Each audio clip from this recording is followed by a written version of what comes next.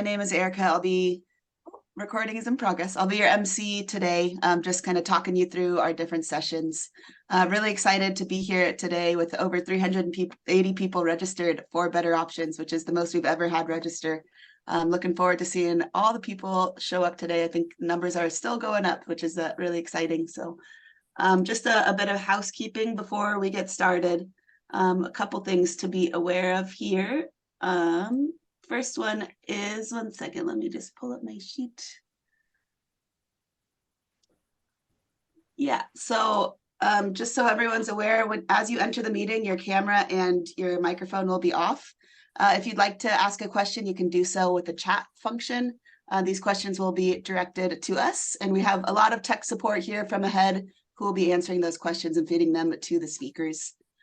Closed captions are also available for anyone who would like to use those. We have our captioner here who is typing away busily. So if you look at the bottom of your Skype account, you can, or your Zoom rather, you can set up the closed captions and use those if you need them. Another thing, as you've all heard from our wonderful Zoom person earlier, this session is being recorded. We will make a few edits and upload the transcript, and then it will be available on our website in the next couple of days. So if you have to leave early or anything like that, don't worry about it. The session will be recorded and made available later.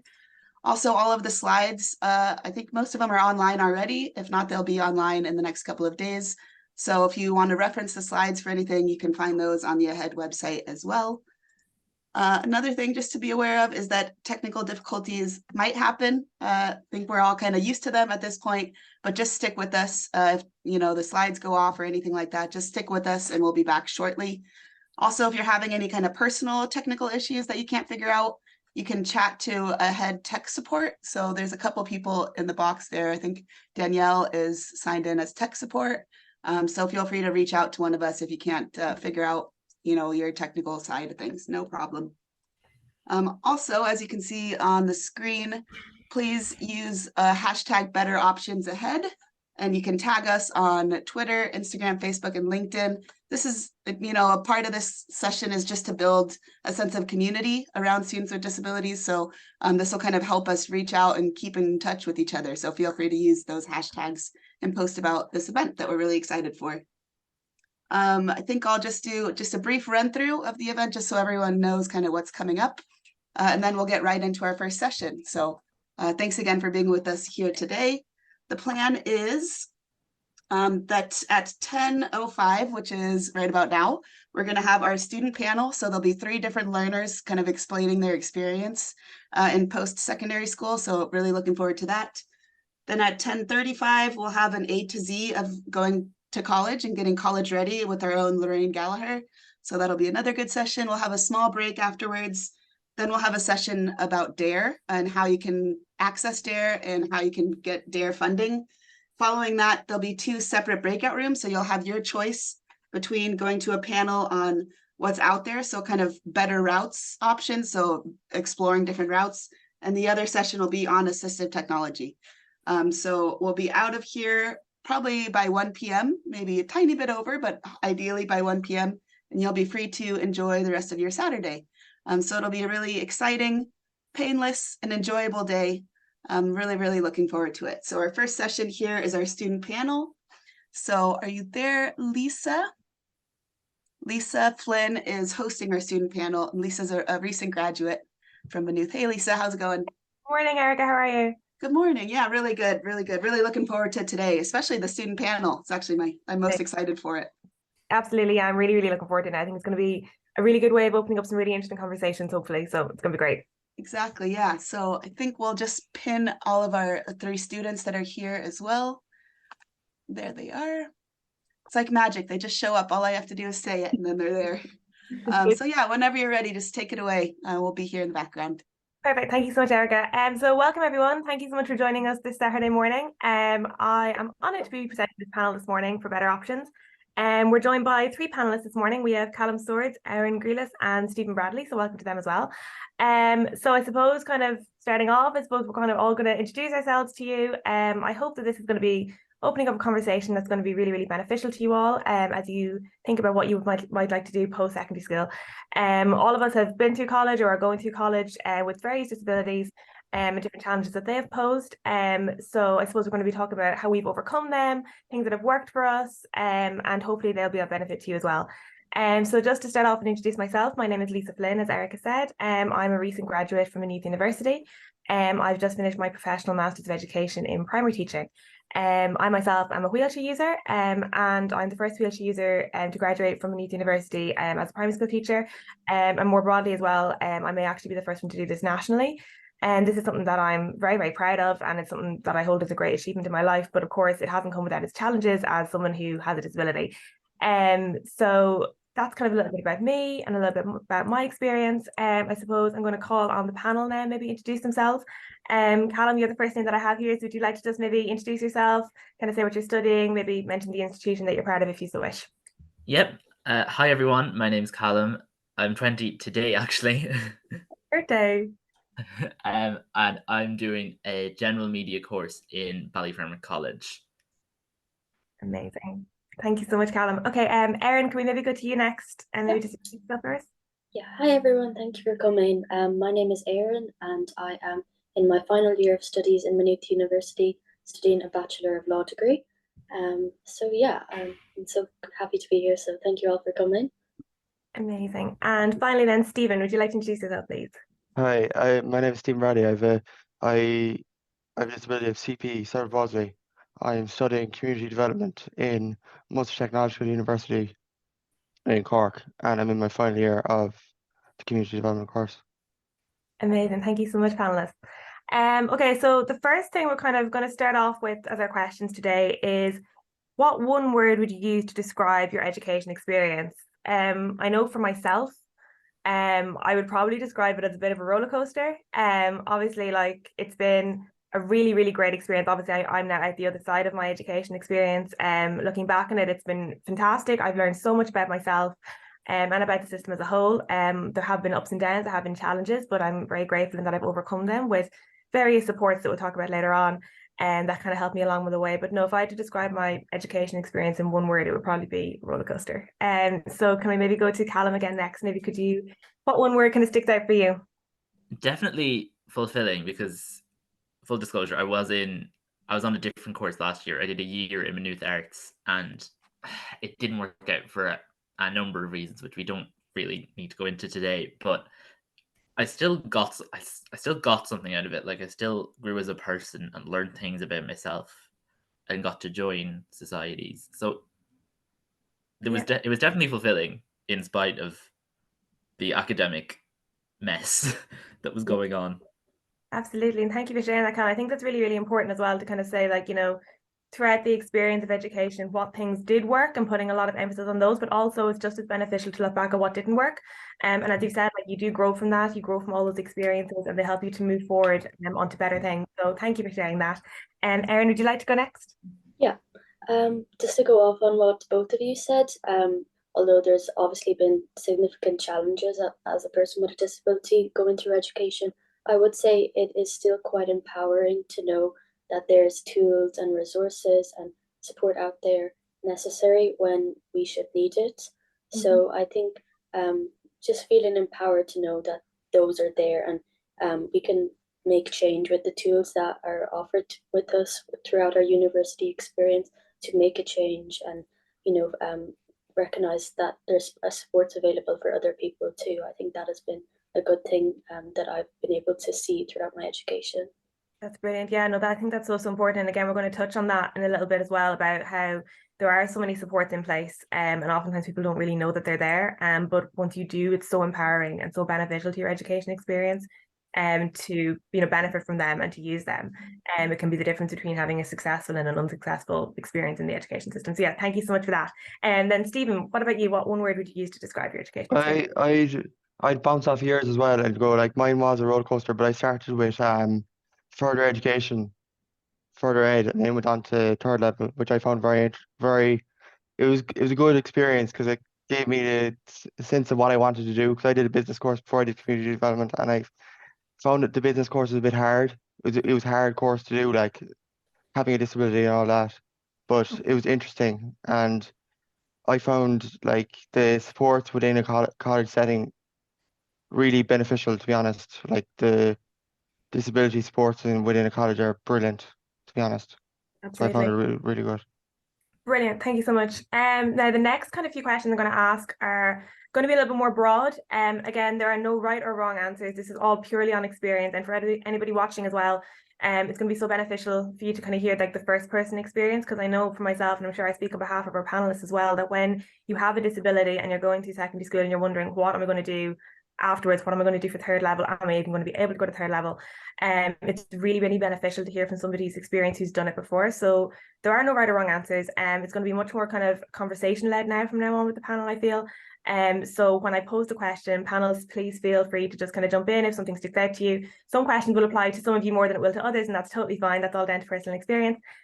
So our next question is, name one thing that's made your education experience better. So by this, we could say, you know, assistive technology, the access office, different supports for exams and things like that. So take it away, whoever would like to jump in there. What has kind of helped you?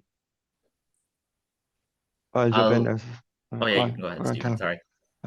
I would say the exam support and assistive technology and disability support, to be honest, to treat them together, because like, and I would emphasize highly on when you start college first to get a needs assessment done by the disability support, because it just sets you up for the path of 3 years, and it's really beneficial, to be honest.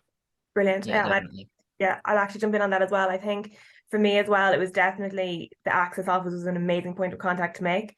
Again, like I'm from County Leitrim, and when I moved to Maynooth, it was such a daunting experience for me. It's my first time moving away from home. And as a wheelchair user and someone with a disability, like there was so many other things I had to think of before I could even think about the whole college experience in terms of like living independently and things like this. And things that like non-disabled people would just kind of take for granted, I suppose, for lack of a better phrase.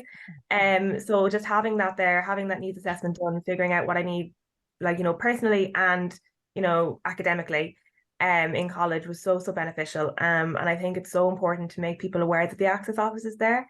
Because I feel like sometimes people are very reluctant to go, or they feel like, oh, maybe they won't be able to go, I might have a disability, or maybe this doesn't apply to me. It applies to anybody who needs it. And there's no shame in that. And there's no stigma against that. All they want to do is give you the equal opportunity to learn and to be successful in your academic career as your non-disabled peers. And so I think that's a really, really important point to touch on. Yeah. Who'd like to go next? Yeah. You go sure? ahead, Callum. Yeah.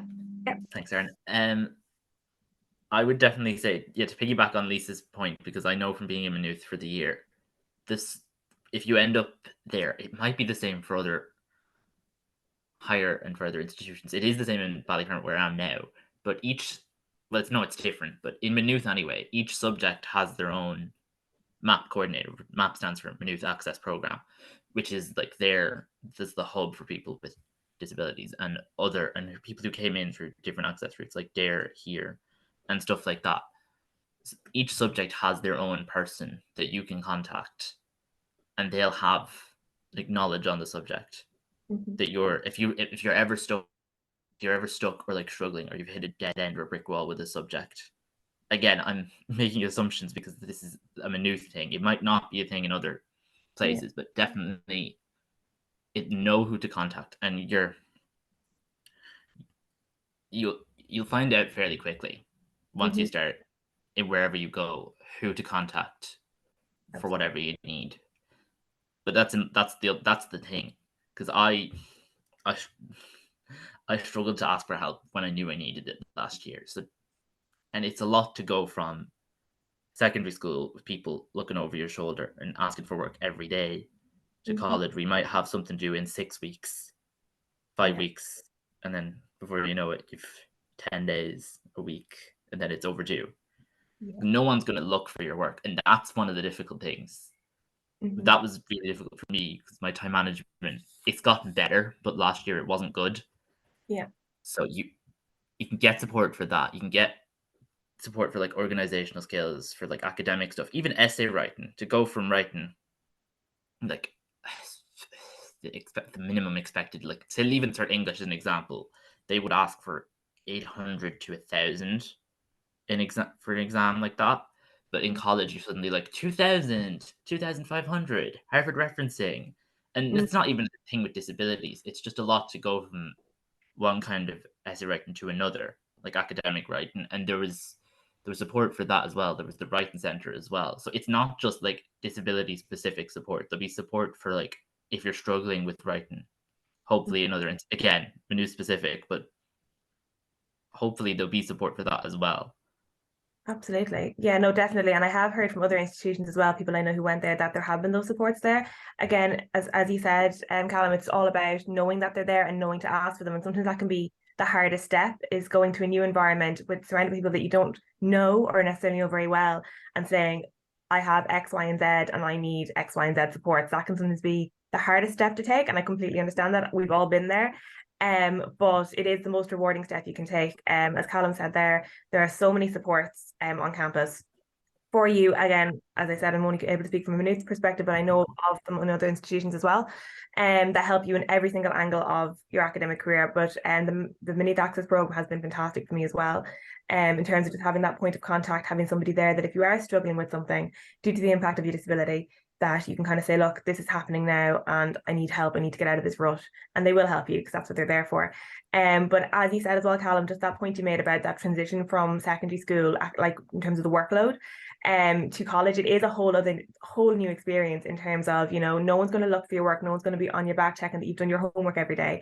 It's on you. And if you don't get that work done, you're not going to get in trouble, but it's going to be on you that it's going to fall back on in terms of your grades. So it's so important that if that is something that you struggle with, be it time management, organizational skills, whatever the case may be, that you do go and seek advice and guidance for it, because it is one of the most beneficial things you'll ever do for yourself in college. Thank you so much, Callum. Who'd like to pop in next there? Erin, is it? Yeah, I can pop in. Yeah, I completely agree with what both of you said, and I completely resonate with it. It's definitely quite daunting when you're like at secondary school and you're thinking, okay, what supports will I have once I go to third level? You might be moving away from home, as you mentioned, Leesa, and you know it's just a big step. So, regardless of your university, I know there is always a disability support office there, and it can be really good just to get your allocated advisor, which I'm sure most universities across Ireland do have, and just to have that point of contact. So you know, just even if it's a check-in, even if it's a mental check-in, to just, you know, you'd want someone to talk to if you're struggling. It's really beneficial to know that there's someone there, just to help you out with that.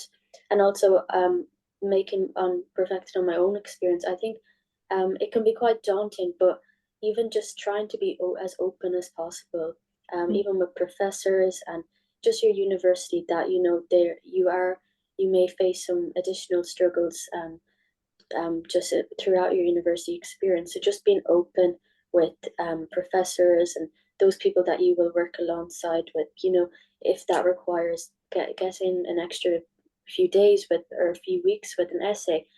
In general, I've seen a lot of understanding over the past few years with that, because we all, you know, face significant barriers, and you know there's different challenges we all face. So just allowing yourself to be open, which can be scary, definitely. I know at the beginning it seems quite scary, but in general, it really seemed to be very understanding from what I've witnessed.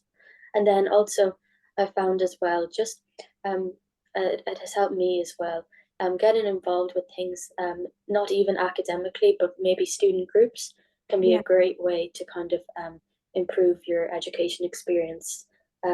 Not only can they be enjoyable, they could be like advocacy groups, which will help you not only, you know, do something you enjoy, but also like make a change. So that can be a really good experience. So whether that you decide to go into your student union, or there's like a different kind of group in your campus, it can be great to do that kind of thing and meet people who may also share similar experiences. So I think that's really important. I think that's a really, really important thing to note, Erin, as well, because like oftentimes I feel when we're talking about conversations like this and the topics kind of come up constantly about the academic side of it, and it's all about like academics and academia, but in reality, when you're going to college, there's going to be a range of things that you do socially as well. So the student union for me as well has been an excellent point of contact to make. in terms of making friends outside your course and just having that kind of free space. So for example, when I was in Maynooth, when I first started there a million years ago, because I did my undergrad there as well, I was part of the Mental Health Society, and I found that to be so empowering. I met so many incredible people who are still my best friends today and who I wouldn't have met otherwise because they weren't even in my year or in my course. And I think it was just a really lovely way to kind of integrate myself into college socially, because I didn't know anyone when I moved to Maynooth. I was the only one from my school who went that year. So, you know, I was completely on my own if I didn't try and put myself out there and make friends, which can be daunting, as you said. I mean, you're being very vulnerable in putting yourself out there. I know for me personally, because obviously my wheelchair is something that you can see as soon as you see me. I felt very vulnerable at first putting myself out there and, you know, making friends, and kind of having myself heard. But it is very rewarding, and I do feel like the social aspects of college that the Student Union do hold and put on is extremely beneficial to be part of as well, just to have that sense of community and sense of belonging, I suppose, is the big thing when you move to university, definitely. Have we got any final thoughts on that question before we move on? Are we all good to go? Uh, Ready? I would come in there, like, as he said, like, it is very daunting moving from secondary school to college, but Oh, have we lost Stephen there? I think we do. No worries. If Stephen comes back and his connection's restored, we can go back to him definitely. Just to kind of keep things running, we're going to move on for a second, because what we just talked about there actually really leads me into my next kind of question or kind of point of discussion, which is kind of around disclosing disability. Me personally, this is something that I found quite daunting at first. Again, as I said, my disability is purely physical, so you can see it straight away. So in terms of disclosing, I didn't really have much of a choice in disclosing, whereas I know sometimes people with invisible disabilities, you know, they have that choice, but they find it even more daunting because you can't physically see from the outside that they have a disability, if that makes sense. So I suppose my question to you guys is, have you had any experience with this? Are you, like, you know, how did that work for you? Did you face any challenges? Like, how did you kind of overcome that? Whoever would like to kind of jump in there. If everyone doesn't mind, Yeah, because of it's course. kind of not disclosure in the traditional sense for me, because say in Maynooth last year, we had, like, orientation was very drawn out. We had subject talks, and then because it was an arts degree and you had like 35 different subjects to choose from. You had subject talks, then you had registration, and then the Saturday before we started lectures, we had the map fair as such. So that Saturday was when I met my assistant psychologist for that year. And even though things didn't work out, she was really helpful. And so we knew each other then. So the 2 days before I started. So it's helpful to go to orientation stuff so you can get to know your people before you start on that Monday morning.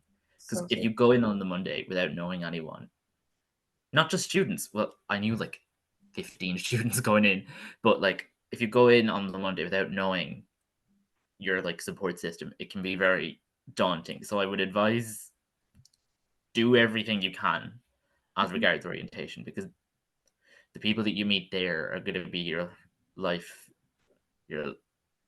support as such. Okay, absolutely. And it's so important as well to have that kind of like peer support and kind of academic support there. I think that's really important what you said. Like, oftentimes it's not even just in the formal settings that you know, have to disclose or that you meet people. Sometimes it's the informal settings that are the most beneficial. Because you're relaxed, you're not in like some sort of strict meeting where you have to like discuss every kind of part of you or every part of your disability and how it affects you, you know. Having those kind of casual conversations, meeting at orientations, meeting at different talks can be so beneficial, just to have that kind of casual kind of disclosure conversation. I think that's really good. Stephen, welcome back. Can you hear us okay? We lost you there for a minute. Is he gone again? Okay, we'll leave that for just a minute and see. Hopefully, Stephen, if you can hear us, you can just jump in and we'll bring you back into the session. Erin, have you got anything else that you'd like to touch on in terms of disclosure? Yeah, so that was definitely something I was quite worried about when I think I was moving from second level education to third level education. So I myself, I think I would be considered a person you would not realize that they are disabled when looking at them immediately. So maybe it would be the case of like non-apparent disability, but however, my symptoms affect me just as much as, you know, anyone. So I think that was kind of a fear I would have had when I was moving from second level education to third level. Yeah. But I think alongside what we mentioned earlier about really talking to your disability office on campus, and you know, they are really valuable in helping you go about conversations you may need to have about whether it be talking to your professors about disclosing your disability, or you know, just in general. So I think and then of course moving as well, as I mentioned, from second to third, it's just if you're worried about, you know, maybe even socially how you might be perceived, and there's so many challenges that come along, but realizing, you know, you're moving to a much bigger space, there's so much acceptance that you will notice, and you know, just allowing yourself to take that step, and you know, just being able to like be open about what you're going through. I think that really helps. But of course, it can be quite scary sometimes. But you know, there's a lot of people that are also alongside with you. So just finding ways, whether it be talk to, you know, the disability office, or just setting up a Zoom call or a meeting with professors, that can be a really good way to help disclose what you're going through, and it'll help you throughout the rest of your experience too, I think. Absolutely. And I think it's so important what you just said there, and about, you know, we do realize like it's not like we're kind of in it now or at the other side of it, depending on what the case may be. And it's not as fresh for us as it might be for some people watching this, if they're still going through secondary school and they have all those kind of hurdles, so to speak, ahead of them. And we're not for a minute trying to say that it's all sunshine and rainbows and that it's, you know, going to be super, super easy. Is it rewarding? Absolutely. But if you are watching this and you have like anxiety about it, or you're kind of worried about how it's going to work out for you, or you think, oh no, it could never be that easy for me, that's completely valid. And it is going to be an anxiety inducing time. But the point is that there are so many places and supports and people there to help you through that, and to make it a much more enjoyable experience and a much more kind of fluid experience. I know from people who I've spoken to in different capacities as I've worked in my advocacy over the years, who have invisible disabilities, you know, they're afraid that if they come forward that they'll be treated differently, or that people won't take them as seriously because you can't see like the stereotypical model of disability when you look at them. But that is absolutely not true. And I completely understand the anxiety around that. That is not true. When you go to college, you're going to meet so many people from so many different walks of life. And you know, there's so many people who have gone through so many different things. You know, there's not that kind of sense of judgment there that sometimes people are afraid of. So definitely, you know, finding out the supports that are in place for you, finding out things you can avail of, when you do disclose, is so empowering. And yeah, so Stephen, I'm not sure, as I said, if you can hear us. If you can, please feel free to jump in. Yeah, I'd say I can. okay, cool. So Can you hear me now? you can indeed. Yeah. Yes, welcome back. Yeah. Sorry, no I don't know what's going on. Look, it's technology and the internet. It's like it's always going to be unpredictable, so no worries at all. And just to welcome you back into the session, I know that you were going to say something there about our previous question before you lost your connection. Would you like to kind of jump in with that now, or would you like to kind of jump in on what we're talking about? Yeah, I will. Yeah, what was it? What was Yeah. that question? The previous thing was about one thing that's kind of helped your education experience, wasn't it? Or no, was it the? Oh, Yeah, it was. Yeah, the one thing that's helped your yeah. education. Yeah. Okay. So to come back on that would be basically moving from secondary school and going into the further ed system. Definitely for me, as the understanding of assessments and how to do them properly within a further ed setting, and it bumped me on to being able to upload that skill to third level education and have a better understanding of it, basically, in what to do for other assessments. Definitely, that's really, really good. And then the last question we were just talking about there, Stephen, once you lost connection, and we're just talking about that conversation around disclosing your disability, and kind of, you know, how you found that, you know, were there challenges there, or like how did it feel to kind of disclose?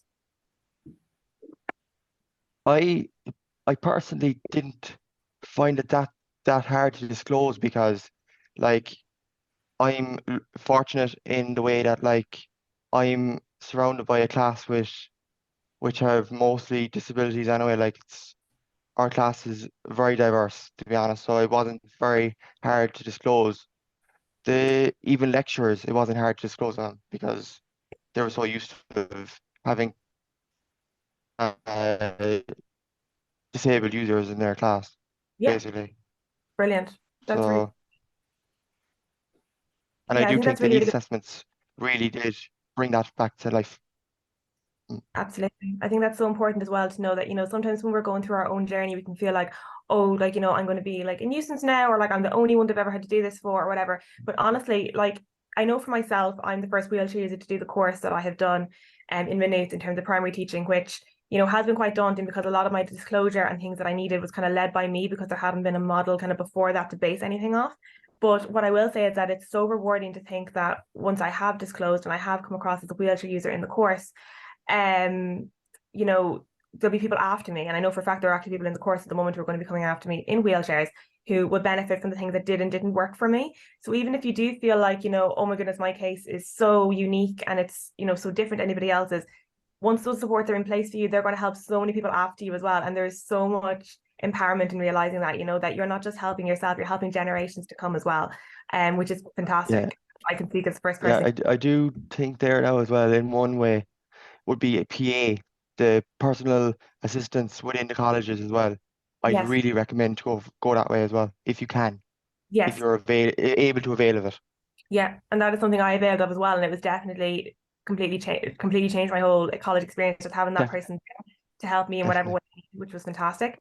I know one question kind of came in there just a minute ago, and I just kind of want to touch on it very quickly about, obviously there's going to be thousands of students on campus, and how do you find if you have to, like, go to an access office or disability office and they're really busy, like, do you find that off-putting? But what I will say is that there will always be the capacity to book an appointment, and once you have your needs assessment, generally you are allocated a specific disability advisor from the disability office, and they'll have their little kind of section of students that are solely for them to work with, which I found really great as well because I had the same disability officer for all of my time in the Maynooth.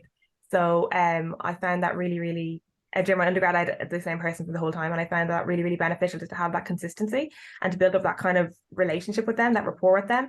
So please don't feel like you're going to be one in a huge crowd going to the same person or whatever. It's not going to be like that at all. They will divide it up, and you will be allocated a person who will be dealing specifically with your case. So just don't let that be an off-putting worry to anybody.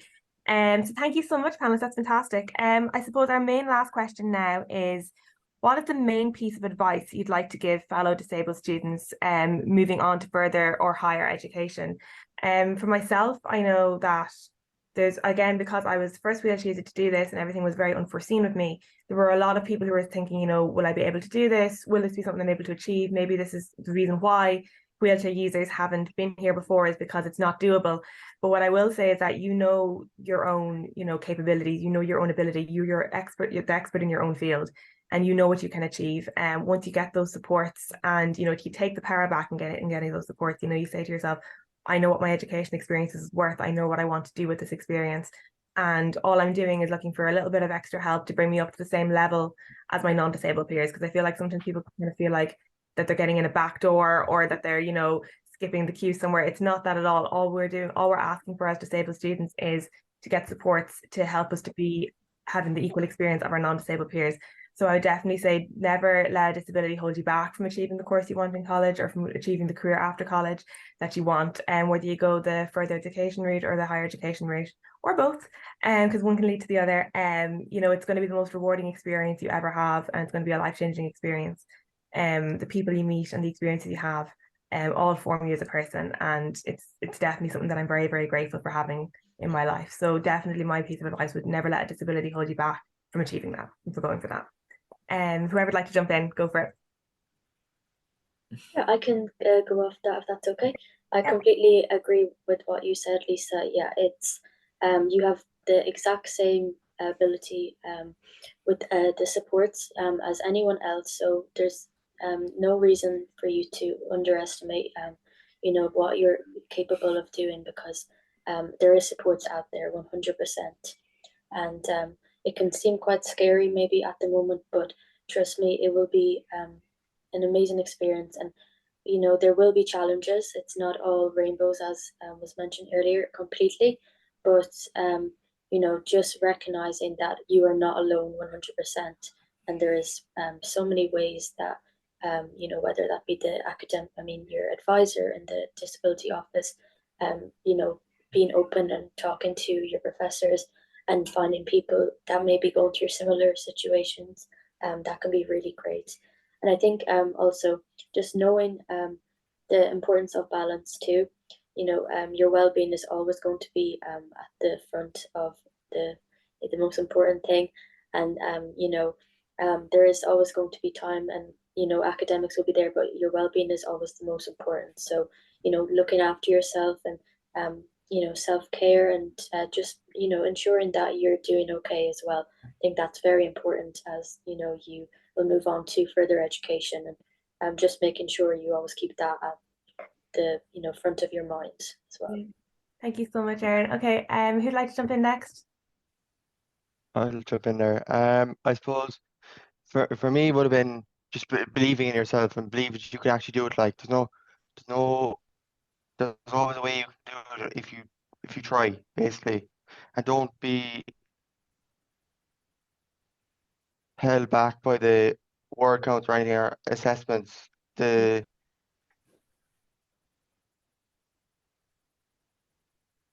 Okay, we may have lost Stephen there. No worries, we can come back to, because that's that yeah.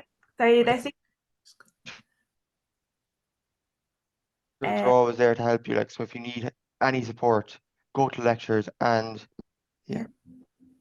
Brilliant. Thank you so much, Again. Stephen. Thank you. And Callum, would you like to finish us off there? Yeah, I would just say there's going to be things you run into, whether you're in university or further ed next year. You're going to find things difficult.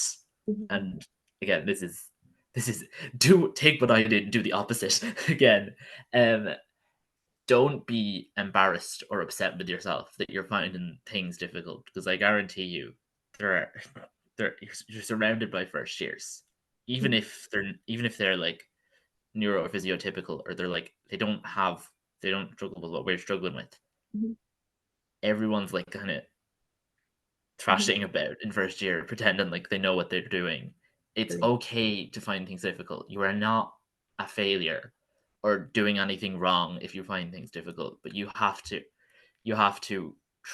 ask for help, and just don't be embarrassed by the fact that you're struggling. If you find yourself struggling academically or in any way, don't be embarrassed to find things difficult, because it's hard. Like, yeah, absolutely, definitely. Well, thank you so much to our panelists, Callum Swords, Erin Grealish, and Stephen Bradley. Thank you so much for talking to us and sharing your experiences. It's been great talking to you. Thank you so much. Thank you. thanks.